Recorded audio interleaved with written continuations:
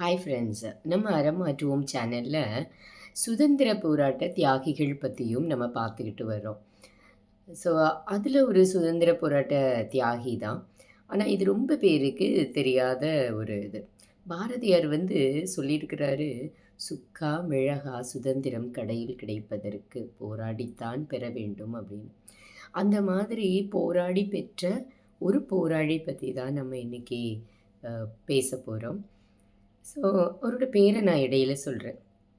இவருக்கு பார்த்திங்கன்னா, மிக கொடூரமான இதை சித்திரவதையை குடுக்குறாங்க பிரிட்டிஷர்ஸ். என்ன பண்ணுறாங்க அப்படின்னு சொன்னால், பல்ல சுத்தியலால் உடைக்கிறாங்க. நகத்தெல்லாம் இடுக்கி வச்சு எடுத்துடுறாங்க. ஒவ்வொரு எலும்பையுமே உடம்பில் இருக்கக்கூடிய அனைத்து எலும்புமே நொறுங்குற அளவுக்கு அவங்கள அடித்து, அவங்க சுயநினைவு போனதுக்கப்புறம் தூக்கில் போடுறாங்க. அப்படி என்ன இவர் பெருசாக செஞ்சிட்டாரு அப்படின்னு சொல்லி பார்ப்போம் அப்படின்னு சொல்லி போனால், இவர் நம்மளுடைய இந்தியாவில் வெஸ்ட் பெங்கால், அதாவது இன்னைக்கு கல்கட்டான்னு சொல்லக்கூடிய இடத்துல 1894 பிறக்கிறாரு. இவர் பேர் சூர்யா சென். சூர்யா அந்த நடிகர் எல்லாருக்கும் ஞாபகம் இருக்கும். இவர் சூர்யா சென் நல்லா படிக்கிறாரு. ஆனால் அவர் லேட் ஏஜில் தான் அவர் டிகிரி வாங்குறாரு. ஆனால் இளம் வயசில் இருந்தே சுதந்திர வேட்கை அவருக்கு இருக்குது. இவர் நேதாஜி மாதிரியே ஒரு படை அவர் தயார் பண்ணுறாரு. குரில்லா படை மாதிரி தயார் பண்ணுறாரு. ஆனால் அதே நேரத்தில் அவர் என்ன பண்ணுறாரு, சிட்டகாங்கில் காந்திஜி ஒத்துழையாமை இயக்கம் சிட்டகாங்கில் அவர் அதை அழகாக நடத்தி வெற்றியும் பெறுறாரு. ஆனால் இவருக்கு கொஞ்சம் ஒத்துழையாமை இயக்கம், அகிம்சை வழி இவருக்கு செட் ஆகலை. இவர் நேதாஜி வழி தான் சிறந்ததுன்னு நினைக்கிறாரு. பட் ஆனால் நேதாஜி கூட சேர்ந்தும் அவர் பண்ணலை. இவர் ஒரு தனி ட்ராக் எடுத்து ஒரு 125 பேர் கொண்ட ஒரு தனி அமைப்பை அமைக்கிறாரு. நவ்சங் அப்படின்னு சொல்லிட்டு தனியாக ஒரு அமைப்பை அமைச்சு அதை வச்சு செயல்படுத்திகிட்டு இருக்கார். இந்த மாதிரி அவர் பல நேரங்களில் பிரிட்டிஷோட இந்திய மக்களை வேட்டையாடுற பல விஷயங்களை இவர் தடுத்து நிறுத்துகிறாரு. அப்போது இதில் கண்டுபிடிக்கிறாரு, அவங்கக்கிட்ட ஆயுதங்கள் இருக்கிறதுனால, கன்னு இருக்குது, பீரங்கி இருக்கிறது, குண்டு இருக்கிறதுனால தானே நம்ம இந்திய மக்களை படுகொலை பண்ணுறாங்க. அப்போது அந்த வேரோடு அதை பிடுங்கிட்டோம்னா நம்மளுக்கு நம்ம மக்களை பாதுகாக்கலாம்ல அப்படின்னு சொல்லி நினைக்கிறாரு. அப்போ தான் அவர் என்ன பண்ணுறாரு, ஆயுத கிடங்கு சிட்டகாங்கில் பிரிட்டிஷர்ஸ் கொண்டு வராங்க. அது தெரிய வருது, இந்தியா முழுவதுக்கும் சப்ளை பண்ணுறதுக்கான ஆயுத கிடங்கு. ஸோ 120 பேர் கொண்ட படையை 4ஆக பிரிக்கிறாங்க. அப்போது ஒரு படை என்ன பண்ணணும், முன்னேறி போகணும். ஒரு படை தொலைபேசி, அப்போல்லாம் டெலிஃபோன் கம்யூனிகேஷன் தான் முக்கியம். ஏன்னா கம்யூனிகேஷன் பண்ண வச்சு இங்கே வராங்க இங்கே வராங்கன்னு சொல்லி அவங்களுடைய வேலையை முடிவு பண்ணுவான். ஸோ டெலிஃபோன் கம்யூனிகேஷன் சென்டர்ஸை க்ளோஸ் டிஸ்ட்ராய் பண்ணணும், அழிக்கணும்.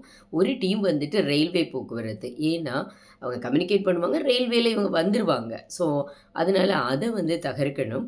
அடுத்து அந்த எலக்ட்ரிசிட்டி கனெக்ஷன்ஸ் இருக்கக்கூடியதை தகர்க்கணும். ஒரு டீம் உள்ளே போய் அதை எடுத்துகிட்டு வந்துடணும். ஸோ இதுதான் பண்ணி முடிச்சிட்டாங்க. வெற்றிகரமாக சாதிச்சிட்டாங்க. எத்தனை பேர்? 125 பேர். ஆனால் அதில் 42 பேர் இவங்களுடைய படையிலேருந்து இறந்து போகிறாங்க. பிரிட்டிஷர்ஸ் 72 பேர் இறந்து போகிறாங்க. 2 பக்கமுமே அழிவு இருக்குது. பட் ஆனால் அவங்க சக்ஸஸ்ஃபுல்லாக சாதிச்சிட்டாங்க. இதை பிரிட்டிஷால் தாங்க முடியலை. ஏதாவது பண்ணி ஆகணும் அப்படின்னு நினைக்கிறப்ப தான் ஒரு இடத்துல அவரை பிடிச்சிடுறாங்க. ஆனால் இவர் காலகட்டம் அப்படிங்கிற ஒரு வில்லேஜ், இது வில்லேஜ் பேர் தான் காலகட்டம்னு, இது தமிழ் நினச்சிக்காதீங்க. இந்த காலகட்டம்ங்கிற வில்லேஜில் அவர் மறைஞ்சு வாழ்க்கை வாழ்கிறாரு. அப்போது நம்மாலே தான் நேத்ரான்னு ஒருத்தர் என்ன பண்ணுறாரு, காமிச்சு கொடுத்துட்றாரு. ஸோ நேத்ரா சென் காமிச்சு கொடுத்த உடனே அவரை பிடிச்சிடுறாங்க. ஆனால் அதுக்கப்புறம் நேத்ரா சென்னை அவங்க ஒய்ஃபோ, நேத்ரா சென்னோட ஒய்ஃபோ இல்லைன்னா அந்த படை வீரர்களோ தான் அவரோட தலையை வெட்டிட்டாங்கன்னு ஒரு கதை இருக்குது. அது ஒரு தனி இது.